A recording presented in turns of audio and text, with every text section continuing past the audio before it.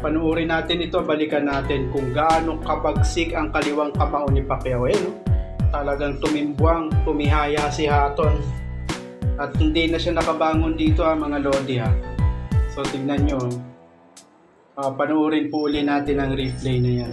Grabe talaga tong kaliwang kamao ni Pacquiao. Tignan nyo, lusot na lusot pwersado. Boom! Talagang hiyanig yung panga ni Hatton. Tulog talaga Isa pa, panoorin natin to mga lodi One more time. Wow! Talaga. Pwersado mga lodi. Sapul sa panga si Hatton.